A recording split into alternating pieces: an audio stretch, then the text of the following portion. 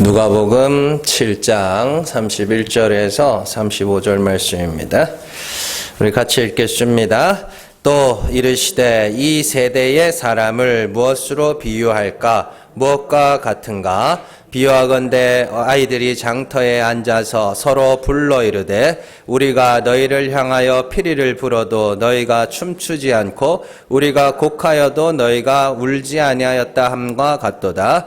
세례 요한이 와서 떡도 먹지 아니하며 포도주도 마시지 아니하며 너희 말이 귀신이 들렸다 하더니 인자는 와서 먹고 마심에 너희 말이 보라 먹기를 탐하고 포도주를 즐기는 사람이요 세리와 죄인의 친구로다 하니 지혜는 자기의 모든 자녀로 인하여 옳다함을 얻느니라. 아멘. 누가복음 58번째 시간입니다. 교회는 청개구리입니다.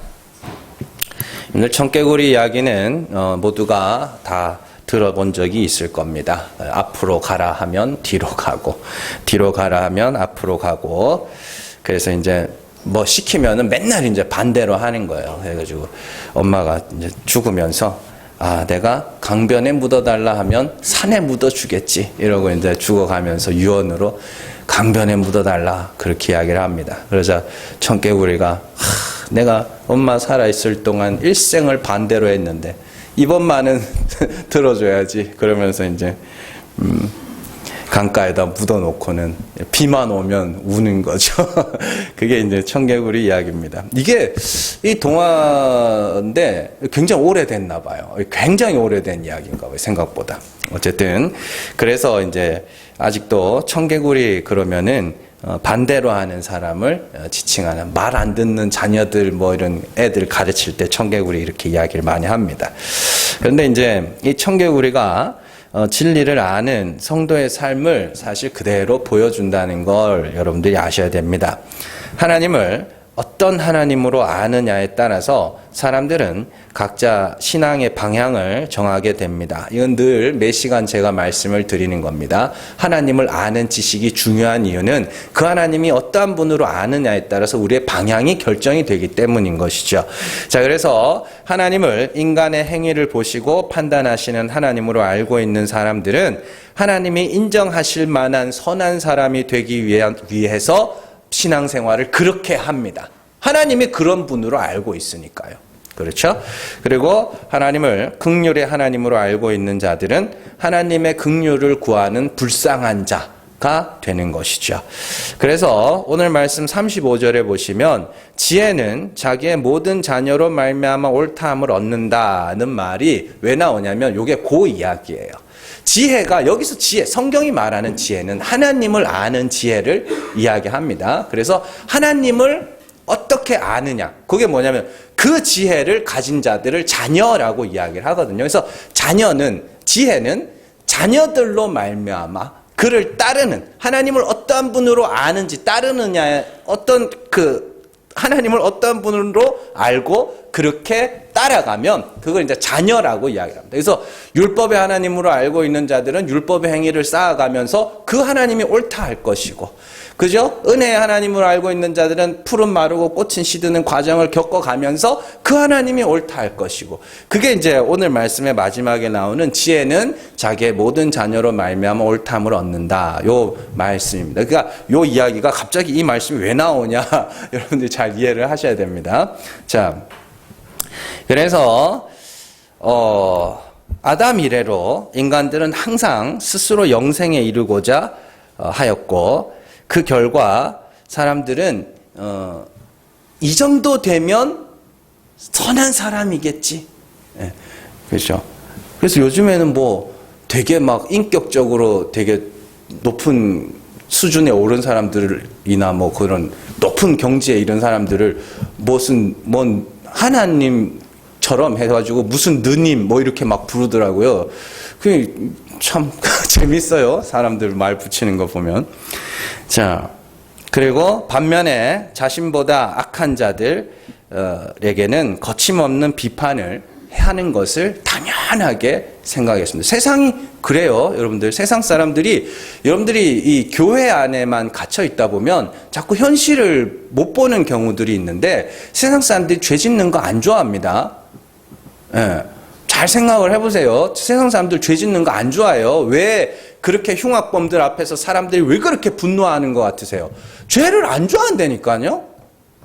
예. 그냥 교회만 오면 목사님들이 세상 사람들은 죄 짓는 거 좋아한다고. 그러니까 세상 사람들 안 만나 보니까 그런 소리를 하는 거예요. 세상 사람 죄 짓는 거 안 좋아해요.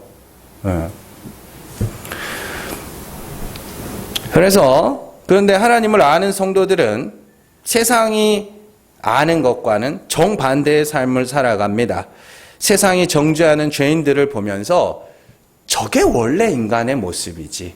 그동안 잘 감추고 있었는데 이제 드러났네. 이해되시죠? 저 나쁜 놈들 때려 죽여야 돼. 이게 아니라 그래 저게 원래 인간의 모습이지. 저게 원래 흙인 인간이지.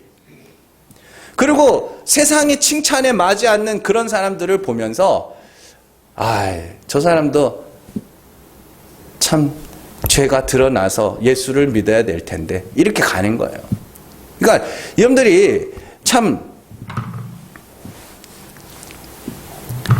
이렇게 불교나 카톨릭이나 기독교도 이제 일부 교단에서는 그런 일이 일어납니다만은 이게 성당에서 스님들 초청해가지고 이렇게 하고 또 공공연하게 강단에서 법정 스님의 무소유가 이야기, 법륜 스님이 어쩌고 성철 스님 이런 사람들 본받아야 된다고 그런 말들이 공공연하게 나오는 거는요. 그 잘못된 겁니다. 예. 교회는 죄인들의 죄가 드러나는 곳이지 인간들의 의가 더 씌워지는 곳이 아니란 말이에요. 예? 입은 옷이 벗겨지고 하늘의 옷을 갈아입는 곳이지 입은 옷이 겹겹이 더 덧입혀지는 것이 아니라니까요. 그러니까 성경을 너무 이렇게 우리 마음속에 사람이 착하게 살아야지 이 마음이 너무 강하게 자리 잡고 있기 때문에 성경을 자꾸 이상하게만 읽는데 그거 여러분들 좋은 거 아닙니다. 분별하실 수 있어야 됩니다. 예수님이 오셔가지고 바리새인들과 서기관들을 보면서 너희가 마귀의 자식이라고 부르시고 그때 당시에 진짜 모든 사람이 손가락질하던 세리나 죄인이나 창기나 이런 사람들하고 예수님이 상대하셨던 이유가 여러분들 그 사람들에게 예수가 필요한 거 그게 원래 인간들의 모습이라는 걸 보여주는 겁니다. 그래서 성도는 세상과 같이 울고 세상과 같이 웃지 못합니다. 오늘 말씀은 그런 이야기를 하고 있는 것이죠. 오늘 말씀에 보시면 예수님께서 이 세대의 사람이 어떤 사람인지를 말씀합니다. 여기서 말하는 이 세대의 사람들이라는 것은 30절에 나오는 요한의 세례를 받지 않은 자들, 바리새인들과 서기관들로 대표되는 요한의 세례를 받지 않은 자들, 그들을 이 세대의 사람들이라고 합니다. 그리고 바리새인들과 서기관들로부터 가르침을 받은 자들까지 그들이 이 세대의 사람들, 요한의 세례를 받지 않은 이 세대의 사람들을 비유를 합니다. 그들은 요한의 세례를 받지 않으므로 자신들을 위한 하나님의 뜻을 저버린 자들이라고 이야기를 하죠. 그들은 피리를 불어도 춤추지 않고 곡하여도 울지 않습니다. 요한이 와서 회개의 세례를 줄 때 그들은 회개하지 않았어요. 예수님이 오셔서 죄사함을 선포해도 그들은 기뻐하지 않습니다. 왜냐하면 자기들은 죄와는 상관이 없는 사람이었거든요. 실제로도 그랬고. 그들은 열심히 율법을 행하면서 하나님 앞에서건 사람 앞에서건 죄 없다 하는 자들이었고 죄인들을 정죄하며 업신여기며 심지어는 그 죄를 행한 자들을 돌로 치려고 하였던 자들입니다. 죄를 싫어했던 자들이에요. 바리새인들과 서기관들은. 죄 없다 하는 자들에게 있어서 회개하라는 요한의 외침도 죄를 사하시는 예수 그리스도의 십자가도 그들과는 아무 관계가 없는 거예요. 그러니까 회개가 선포되고 십자가가 선포돼도 나랑은 상관이 없으니까 뭐 하는 거예요? 반응이 안 나오는 거예요. 거기서 피리를 불면 춤을 추고 여기서 곡을 하면 같이 울어야 되는데 아무 반응을 안 보여요. 왜? 나랑은 상관이 없는 거예요.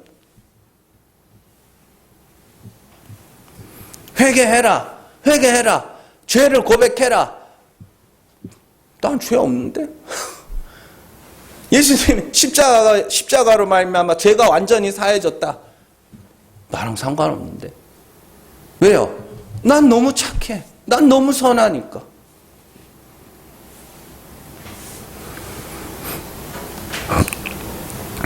도리어 죄인들과 어울리는 예수님은 그들의 비난의 대상일 뿐이었고 회개의 세례를 베푸는 요한 역시 그저 귀신 들린 사람에 불과했을 뿐입니다.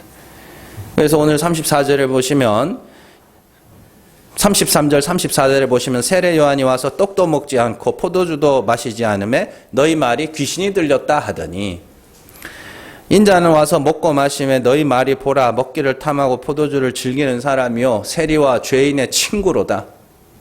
그렇게 이야기해요. 왜 세리하고 왜 죄인들하고 같이 어울려 다니냐. 맨날 예수님이 계속 나와요. 이 장면은. 이 세상을 잘 보세요. 이렇게 가고 있어요. 정말로요. 여러분들 작년인가요? 그 되게 유명한 범죄자가 출소한다 그러니까 정말 막 어마어마하게 많은 사람들이 가가지고 때려 죽이겠다고. 그 사람들은 그걸 보면서 막 박수치고 막 정의를 수호한다고. 그러지 않았습니까? 그게 성경에 그대로 나오는 거예요. 원래 그랬어요. 우리가 못 본 거지.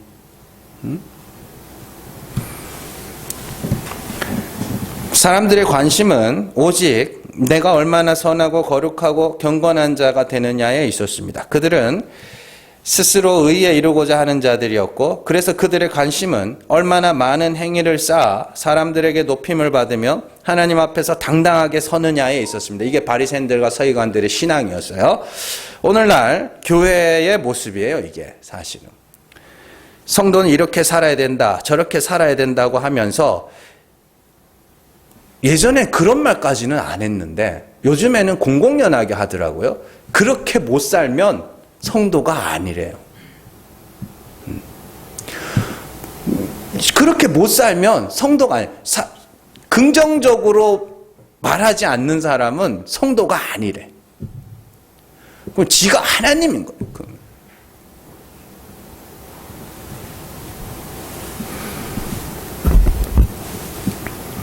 그런 말씀이 증거되는 교회에서는 성도들끼리 얼마나 더 경건하고 신실한 자가 되느냐에 따라 계급이 나누어지게 됩니다. 이게 구조적 모순이라고 하는 건데 건물을 짓는 사람이 계단을 착착착착착 만들어 놓고 거기에다가 자리를 착착착 마련해 놓고는 거기에 앉게 만드는 거예요. 그래 놓고는 뭐냐면 이 계단이 높이의 차이가 있으면 안 된다고 떠드는 거나 마찬가지입니다. 이렇게 살아야 성도입니다. 저렇게 살아야 성도입니다라고 법이 하나씩 주어질 때마다 계단이 하나씩 만들어지는 거예요. 이렇게. 그러면 10개 지킨 사람은 10층 위에 가 있을 거고 9개 지킨 사람은 9층에 있을 것이고 이런 식으로 계단이 막 만들어지는데 그래 놓고는 뭐라 그러냐면 차별이 있으면 안 됩니다. 이러면 어떻게 되냐고. 그게 지금 일어나고 있는 일이잖아요. 개를 한 3일 굶겨놓고 2마리 개를 3일 굶겨놓고 참 개싸움장 틀 만들어놓고 그래놓고는 딱 풀어놓으면 안 싸우겠어요? 그러니까 싸움 붙여놓고는 싸우면 안 돼 싸우면 안 돼 이러고 있는 거랑 똑같다고요. 아니, 우리 다 죄인이에요, 여러분들. 근데 죄인이라고 왜 잊어버리세요, 그걸? 잊어버리면 안 돼요. 기억하셔야 되는 거예요. 우리는 반드시 내 죄를 보고 인정하고 자백해야 됩니다. 우리는 우리의 작은 죄 하나까지도 남김없이 싹 다 드러나야 합니다. 빛 앞에서 어둠에 감춰졌던 것들이 드러나듯이 하나님을 아는 빛 앞에 나의 죄와 허물들과 가증한 것과 더러운 것들이 싹 다 드러나야 됩니다. 회칠한 무덤 문이 열리고 그 속에 감춰졌던 죽은 것과 썩은 것이 싹 다 드러나야 됩니다. 그리고 잊어버리면 돼야 안 돼요. 잊어버리면 안 돼요. 그래서 하나님의 긍휼이 아니면 예수의 십자가가 아니면 구원받지 못할 자가 되어야 하고 예수께서 받아내신 저주가 내게 떨어져야 할 저주라는 것을 고백해야 하는 자들입니다. 그게 우리 신앙의 방향입니다. 여러분들 예수님 십자가 우편 강도 기억나시죠? 우편 강도가 자기가 죽기 전에 뭐라 그랬어요? 죽기 전에 우리는 이렇게 죽는 것이 마땅하나 그게 여러분들의 고백이어야 돼요. 그게 큰 믿음이라고요. 왜 자꾸 하나님 앞에 당당하게 가려고 그래요? 그거 아니라는데. 오늘 말씀은요, 반대로 읽어도 말이 됩니다. 법 아래에서 스스로 의에 이르고자 하는 자들은 요한의 곡소리에 울지 않고 십자가의 피리 소리에 춤추지 않았던 것처럼 은혜 아래에 있는 자들은 세상의 곡소리에 울지 않고 세상의 피리 소리에 반응하지 않습니다. 세상의 피리 소리는 뭐예요? 내가 영생에 이르자. 그래서 그들은 자기들끼리 뭐예요? 누가 더 많은 덕을 쌓고 누가 더 많은 행위를 가졌느냐에 따라서 서로 칭찬해주면서 동시에 뭐예요? 서로 경쟁하고 있었죠. 그건 뭐 선의의 경쟁이라 그러면 선의의 경쟁이겠죠. 그럼 우리는 하고는 반응이 없어. 나는 거기에 반응을 보이지 않아요. 왜요? 나는 십자가 아니면 안 되거든. 나는 예수님 은혜 아니면 안 되거든요. 그러니까 그들이 아무리 높은 덕을 쌓았다 해도 나랑은 아무 관심이 없는 거예요. 신경을 안 쓰는 거예요. 왜요? 나는 이거 십자가 아니면 안 되니까. 그러니까 세상하고 교회하고는 방향이 같을 수가 없는 겁니다. 법 아래 있는 자들은 내가 의로운 자야 되고 내가 산자가 되어야 하고 은혜 아래 있는 자들은 십자가 아니면 안 된다. 요걸 하기 때문이죠. 그래서 세상은 착한 일 많이 하는 사람들을 칭찬하고 죄 지은 사람들을 정죄하지만 교회는 죄가 드러나면 사람이 원래 저렇지라고 하는 것이고 착한 일 그냥 죄가 안 드러난 사람들을 보면서 저것으로는 구원에 이를 수가 없다라고 하는 것이죠. 세상과 교회는 가는 방향이 다르기 때문에 세상이 옳다 하는 것을 교회는 틀렸다 말하고 교회가 옳다 하는 것은 세상이 틀렸다 말하게 됩니다. 그래서 예수님께서 나는 화목하게 하러 온 게 아니고 불화하게 하러 왔다. 나는 검을 주러 왔다라고 말씀을 하신 겁니다. 왜요? 세상이 알고 있는 하나님하고 완전히 다른 하나님을 증거하러 오셨으니까. 예수님의 비유대로 말씀을 드리면 천국은 가난한 자의 것이라고 합니다. 그러면 우리는 가난해지는 것이 맞는 거죠. 그죠? 그러나 세상은 천국은 부자의 것이라고 합니다. 물론 그 부자는 돈 많은 부자가 아닙니다. 행위의 부자예요. 예. 이거 여러분들이 성경을요. 아니 무슨 참 절에서도 안 하는 걸 참 교회에서 그렇게 부자라는 건 행위의 부자들이에요. 행위의 부자. 많은 행위를 재산으로 갖고 있는. 그래서 예수님께서 하나님과 재물을 겸하여 섬기지 못한다는 말은 하나님은 죽은 자를 살리시는 은혜의 하나님인데 너희가 재물, 너희 많은 행위를 갖고 내가 의롭다 하고 있으면 그 하나님을 어떻게 섬기겠니? 이 말이란 말이에요. 그게. 돈이랑 뭐 하나님은 왜 못 돈 필요하시잖아요. 살면서. 그거 없으면 살 수 있어요? 사도 바울은 저 데살로니가 전서 같은 데 가면 일하기 싫으면 먹게도 하지 말라고 그러는데 그런 이야기가 아닙니다. 그러니까 좀 이렇게 기독교는요. 되게 고차원적이고 굉장히 근본적인 거기 때문에 여러분들이 이렇게 뭐 그냥 표면적으로 그래 가난해지면 가난한 사람만 천국 가는구나. 그러면 내가 가난해져야 되겠네. 그럼 재산 다 털고 뭐 그런 거 하지 마세요. 여러분들 필요한 만큼 가지셔야 되는 거고 그런 게 아니라 내가 죄인이라 하나님 앞에 긍휼만 구하게 되는 그 상태, 그걸 가난한 자라 합니다. 그리고 내가 행한 게 많아요. 행한 게 많아서 나는 하나님, 나는 착하게도 살았고요. 구제도 많이 했고요. 봉사도 많이 했고요. 헌금도 많이 했고요. 막 이렇게 잔뜩 가지고 있는 거 있죠. 그게 부자예요. 그래서 세상은 부자를 천국에 간다고 생각을 하지만 예수님은 오셔서 가난한 자가 천국에 간다고 이야기를 하는 겁니다. 야고보도 그런 이야기를 하죠. 야고보서 2장 5절에서 6절 말씀 같이 읽습니다. 네, 사랑하는 형제들아 들을지어다. 하나님이 세상에서 가난한 자를 택하사 믿음에 부요하게 하시고 또 자기를 사랑하는 자들에게 약속하신 나라를 상속으로 받게 하지 아니하셨느냐. 너희는 도리어 가난한 자를 업신 여겼도다. 부자는 너희를 억압하며 법정으로 끌고 가지 아니하느냐. 아멘. 있습니다. 여기서 가난한 자를 택하셔서 믿음에 부요하게 하심으로 그들에게 하나님 나라를 상속으로 주신다. 그러니까 가난한 가난하여 믿음에 부유하다는 건 꽉 찼다는 겁니다. 그것밖에 없다는 소리예요. 십자가밖에 없는 거예요. 하나님의 은혜밖에 없는 거예요. 그 상태. 그게 가난하여 믿음에 부유한 자인데 부자들이 있네요. 교회 안에. 부자들이 어떤 자들이에요? 많이 행했어. 뭘 많이 한 게 많아요. 그런데 보시면 부자들이 뭘 한다 그래요?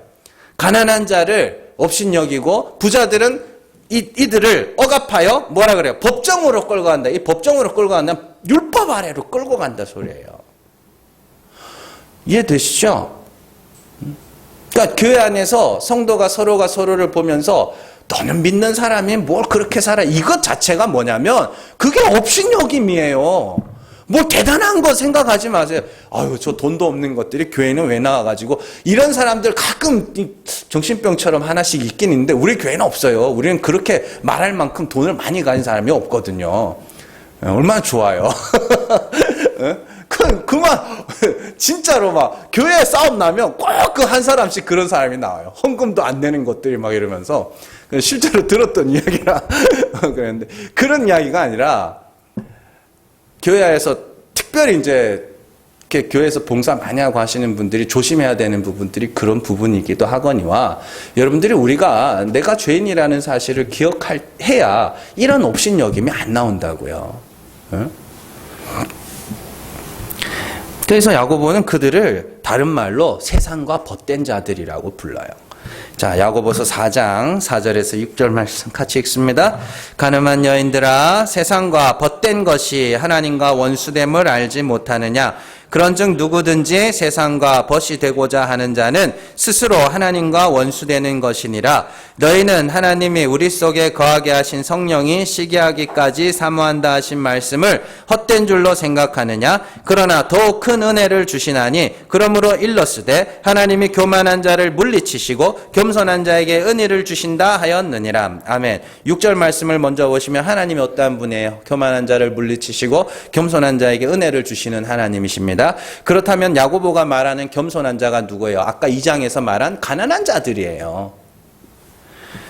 자신이 죄인임을 너무 잘 알아서 하나님의 은혜만 바라는, 십자가만 의지하고 있는 고들을 겸손한 자, 가난한 자라고 합니다. 그러면 교만한 자는 누구겠어요? 부자! 행한 것이 많아서 자신에게 미치지 못하는 사람들을 보면서 그들을 정죄하고 함부로 판단하는 그들을 부자라고 합니다. 그들을 가늠한 여인이라 세상과 벗된 자들이라 이야기를 하는 것이죠. 세상과 벗된 자들은 세상의 돈과 쾌락에 환장한 사람들을 말하지 않습니다.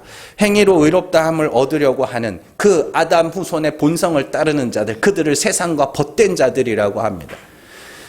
그리고 세상과 벗된 자들을 다른 말로 야고보가 가늠한 여인이라고 하죠. 그러니까 교회 안에서 뭐 가가지고 바람 피는 여자가 많았다 이런 이야기가 아니고요. 뭘 가늠이라 그래요? 그리스도의 신부들이 율법하고 바람나면 그걸 가늠한 여인이라고 이야기해요.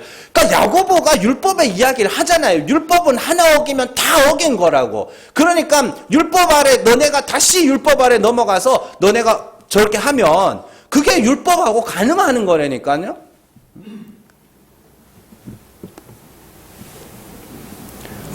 그게 가늠이에요. 그러니까 여러분들 가늠하면 돼요, 안 돼요?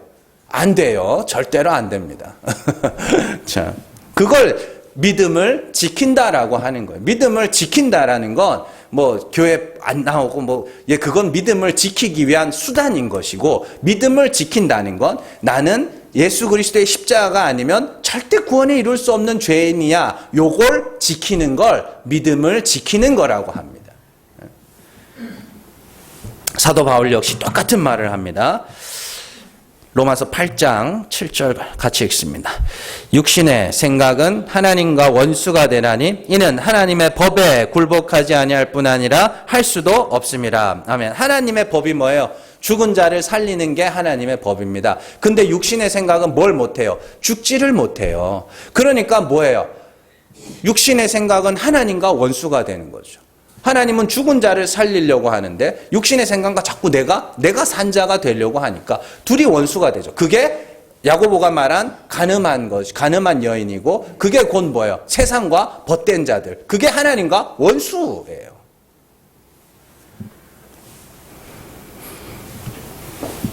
그래서 아까 전에 야고보가 부자들이 하는 일이 뭐라 그랬어요? 가난한 자를 없이 여긴다 그랬죠. 그리고 법정으로 끌고 간다 그랬죠. 바울도 똑같은 이야기를 해요. 갈라디아서 4장 29절에서 30절 같이 읽습니다. 그러나 그때에 육체를 따라 난 자가 성령을 따라 난 자를 박해한 것 같이 이제도 그러하도다. 그러나 성경이 무엇을 말하느냐? 여종과 그 아들을 내쫓으라. 여종의 아들이 자유에 있는 여자의 아들과 더불어 유업을 얻지 못하리라 하였느니라. 아멘. 이 갈라디아서에 나오는 말씀인데 이삭과 이스마엘의 이야기죠.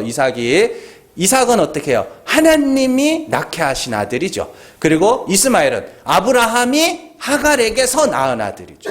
그렇죠? 자, 그러면은 이스마엘은 뭘 상징해요? 율법의 행위로 의에 이르고자 하는 자들을 이스마엘이라고 이야기를 합니다. 그리고 예수 십자가만 의지하는 자들을 이삭이라고 표현을 하는 거죠. 그런데 보시면 이삭이 젖되는 날에 아브라함이 큰 잔치를 배설을 합니다. 그때 했던 일이 뭐예요? 이스마엘이 이삭을 보고 막 놀리죠. 그때 이제 사라가 그거 보고 완전 저것들 쫓아내라고 그렇게 해야죠. 그 말씀을 근거로 바울이 뭐라 그러냐면, 자, 옛날에 창세기에 잘 생각해봐. 창세기에 육체로 난 자, 그 이스마엘이 약속을 따라 난 자, 하나님 은혜로 주신 그 아들을 막 박해했지. 그것처럼 지금도 율법의 행위를 많이 가진 자들이 행위가 없이 예수 십자가만 의지하는 자들을 박해하고 있어. 그건 교회 밖의 사람들이 교회를 박해한 것 이것뿐만이 아니라 교회 안에서 일어났던 일입니다. 자, 쉽게 예를 들을게요. 거짓 교사들이 갈라디아 교회에 와가지고 이렇게 이야기를 했습니다. 할례를 받고 율법을 지켜야 의에 이른다고 가르쳤어요.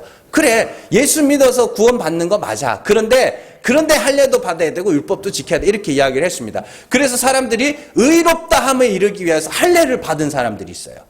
그러면 그 사람들이 뭐라고 박해했겠어요? 사람들을. 야, 할례도 안 받은 것들이 아무 말하지. 할례 안 받았어? 말하지 마. 그 아픈 걸 난 받아냈어. 그걸 박해라 그래요. 뭘 대단한 거 생각하지 마세요. 절기를 지켜야 된다 그랬습니다. 이날은 저날보다 더 귀하고 저날은 이날보다 더 귀하고 막 이렇게 절개를 지켜야 된다 그랬어요. 그럼 절개를 지킨 사람들이 절개를 안 지키고 예수 십자가지 이렇게 하는 사람들 보고, 야, 절개 지켰어? 절개도 안 지킨 것들이. 이게 박해라고요. 다른 게 아니고.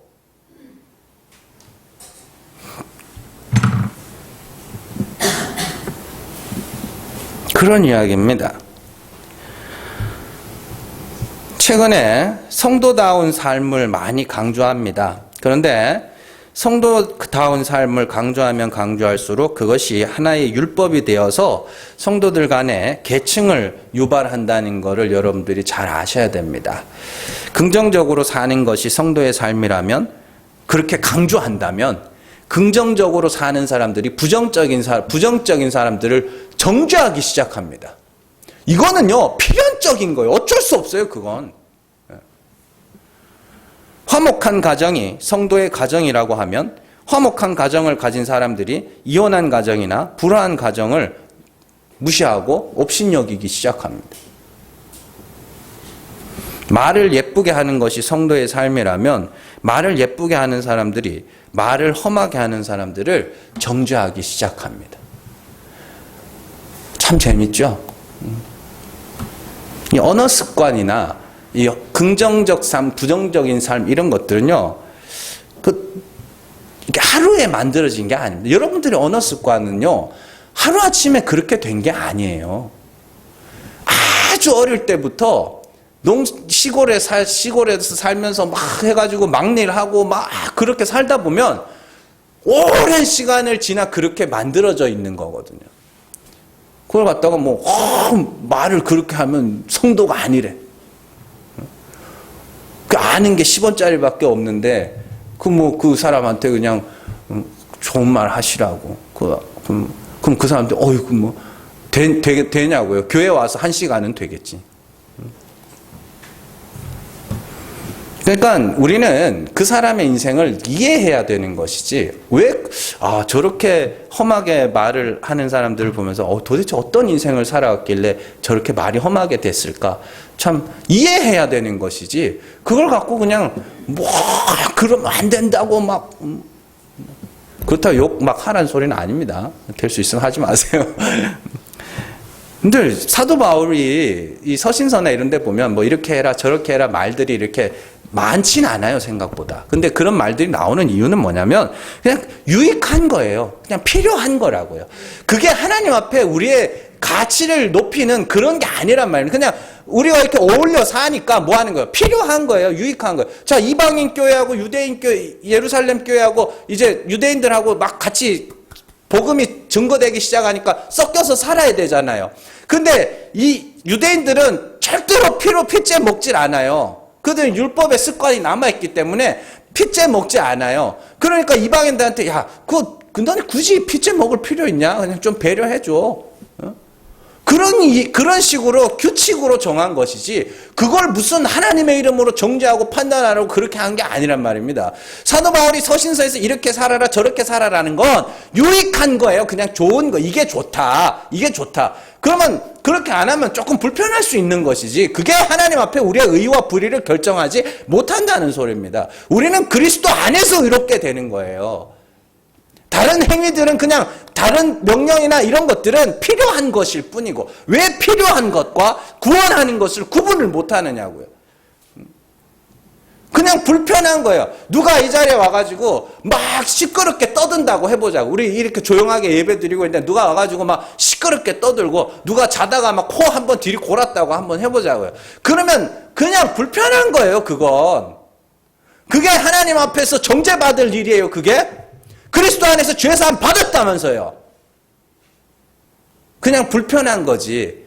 그냥 예배 드리는데 조금 불편하니까 좀 조심하자. 이 정도만 하면 될 거 아닙니까?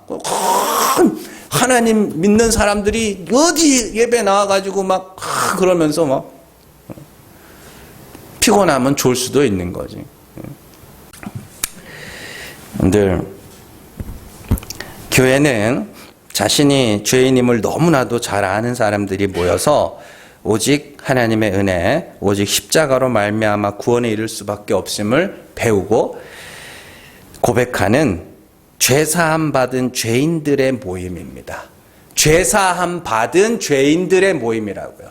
그러니까 내가 죄인인 건 맞아요, 아니에요? 맞아요. 근데 그게 뭐예요? 사함 받았을 뿐입니다. 그러니까 이걸 절대로 잊으시면 안 된다고요. 여러분들의 죄를 기억하셔야 되는 겁니다. 여기서는 아들을 통하여 그 사랑을 확증하신 하나님의 은혜 외에는 무엇도 높임을 받을 수가 없고요. 십자가 외에는 그 어떤 것도 자랑이 될 수 없습니다. 우리는 그 자리로 가야 되는 겁니다. 예수님께서 믿음을 칭찬하신 사람이 두 사람 있죠. 우리가 몇 주 전에 배웠던 백부장입니다. 백부장의 믿음이 왜 큰 믿음이라 그랬어요? 내가 감히 주님께서 우리 집으로 들어오심을 감당할 수 없습니다. 내가 주님 앞에 나아가기도 감당할 수 없습니다. 그게 큰 믿음입니다. 그리고 또 믿음을 칭찬하신 여자가 하나 나옵니다. 수로보니게 여인이죠. 자, 마태복음 15장 24절에서 28절 말씀 같이 읽습니다.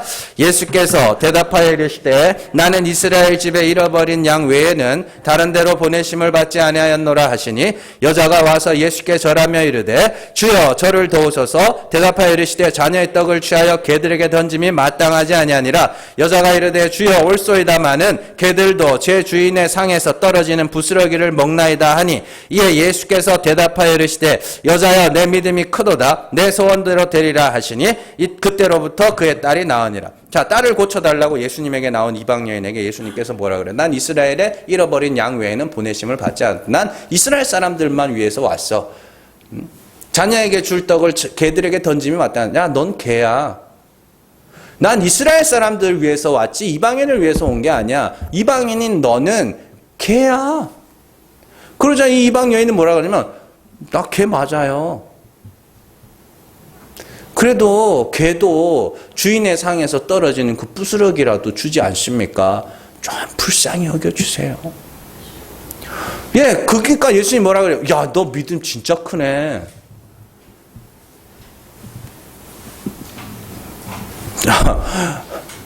예, 여러분들 그 정도까지 가셔야 되는 거예요. 하나님 나 지옥에 던지셔도 할 말 없고요. 십자가에 못 박아서 죽인다 그래도 할 말 없어요. 그래도 좀 불쌍히 여겨주세요. 네? 여러분들 믿음의 정점에 선 사람이 누군지 아세요? 아까 전에 말씀드렸던 십자가 우편 강도입니다. 십자가는 저주의 상이, 여러분들 십자가 아무나 박히는 거 아닙니다. 십자가 그냥 뭐 거짓말 했다고 십자가에 박히고 그런 거 아니에요. 그 십자가는 나무에 달린 자마다 저주를 받았다는 건 그건 하나님의 저주를 받아 마땅한, 저주받아 죽는 거예요. 아무나 십자가에 달리지 않습니다. 한 바라바 정도는 돼줘야 십자가에 달리는 거라고요. 그래서 십자가에서 달린 우편강도가 그러죠. 우리는 이렇게 죽는 게 마땅해. 주여 나를 기억해 주세요. 그게요 믿음의 시작점이 아니라 그게 믿음의 목적지예요. 도착지라고요. 거기가. 그러니까 방향을 잘 잡으셔야 됩니다. 왜 그걸 자꾸 믿음의 시작점이라고 재수 좋게 그냥 얻어 걸려가지고 예수님 우편에 못 박혔더니 예수님이 해줬다. 괜히 그렇게 이야기하는 거 아니에요. 우리 다 십자가에 못 박혀서 죽을 자인데 어떤 이는 나는 이렇게 죽는 것이 당연하지만 주여 나를 불쌍히 여겨주세요 라고 하는 것이고, 그 한편 강도가 어떻게 해요? 어이 좀 살려봐. 나는 살아야 되는 자라는 거예요. 그게 지옥 떨어질 인간들이에요. 그건 여러분들 믿음의 시작점이 아닙니다. 거기는 우리의 도착점이에요. 거기가. 왜 거기를 자꾸 시작점으로 잡아요? 거기 목적지여야 되는 거예요. 도착지여야 되는 겁니다. 거기가. 우리는 평생 그거 배우면서 가는 거예요.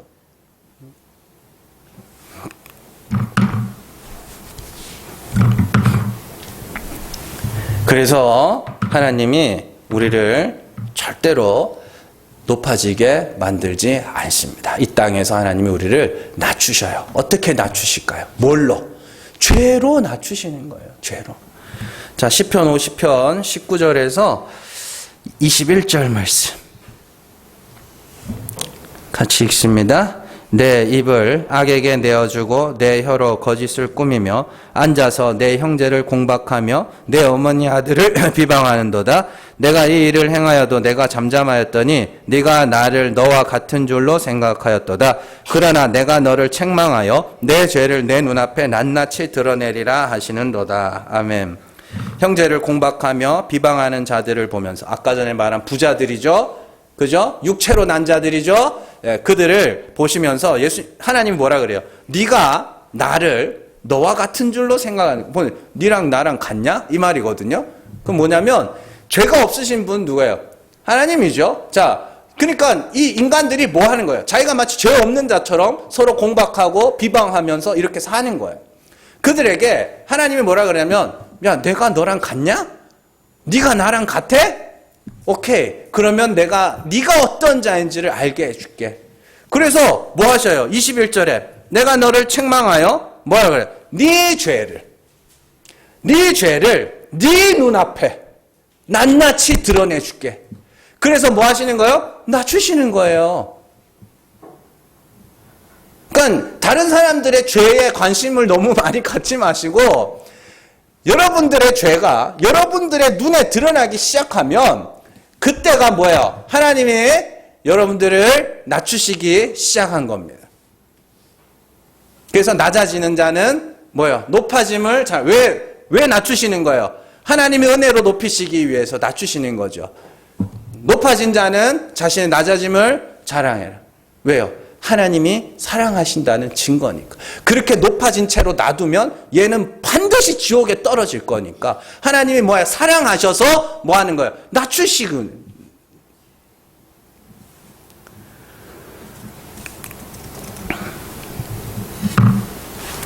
자, 그렇다면 내 죄가 드러나는 것이 좋은 거예요? 나쁜 거예요? 좋은 거예요. 네. 죄를 막 지으라는 이야기가 아니라 내 죄가 내 눈에 드러나는 것이 좋은 거예요. 부끄럽지만 좋은 거라고요. 부끄럽지만 좋은 거예요. 우리의 죄가 내 눈에 보이기 시작해서 내가 나 자신에게 실망해 가는 것은 하나님의 사랑이 우리 가운데서 일하고 있다는 증거입니다. 너 그렇게 놔두면 한없이 높아져가지고 멸망길로 갈 수밖에 없으니까 내가 너를 그렇게 놔둘 수가 없단다. 그게 사랑하는 자녀들에게 임하는 하나님의 징계, 하나님의 채찍질 아닙니까? 성경이 말하는 낮추라, 겸손하라 이런 것들은요 단순한 명령이 아닙니다. 낮춰라, 낮아지십시오. 그러면 막 아싸 오늘부터 낮아져야지. 뭐 며칠 가요 그게? 그게 아닙니다. 하나님이 하실 일을 그렇게 말씀으로 해놓는 거예요. 기록해 놓는 겁니다. 명령으로. 하나님이 반드시 뭐 하시겠다고요? 낮추시겠다고. 왜요? 그래야 하나님이 높이셨음을 찬송할 거 아닙니까? 하나님이 우리의 죄를 드러내셔야 우리는 낮아지고 겸손해집니다. 하라는 것도 많고 하지 말라는 것도 많은 상태에서는 인간이 낮아질 수가 없습니다. 법이 많으면 법의 숫자만큼 등급이 생기게 마련입니다. 우리는 죄를 통해 낮아지고 십자가를 통해 높아질 뿐입니다. 하나님의 죄가 드러나는 것은 부끄러운 일이지만 그 일이 없으면 십자가가 나와는 상관이 없고 하나님의 은혜가 나와는 상관이 없는 것이죠. 그게 요한과 함께 애통하고 예수와 함께 기뻐하는 거예요. 여러분들, 제가 이제 신학교 다니면서 참 많이 들었던 말이 세상과 타협하지 말라는 겁니다. 세상과 타협하지 마라. 그래, 오케이, 좋아요. 그래서 세상과 타협하지 마. 그럼 뭐야? 그랬더니 술 마시지 마라, 담배 피지 마라, 여자 조심해라, 돈을 사랑하지 마라, 그런 이야기를 하더라고요. 그래서, 그게 세상과 타협하는 거구나. 그리고 봤더니, 안 믿는 사람들도 그건 안 하던데요? 안 믿는 사람들도 술은 안 먹으려고 그러고 될 수 있으면 담배 끊으려고 그러고 그러잖아요. 그리고 바람 피는 것도 일부 사람들이고 잘 안 펴요. 웬만하면 가정을 지키려고 그러고 우리가 자꾸 세상 사람들은 악마화 시키다 보니까 자꾸 그런 거 세상 사람들도요 번듯한 가정에 굉장히 화목하게 행복하게 사는 사람들 되게 많거든요.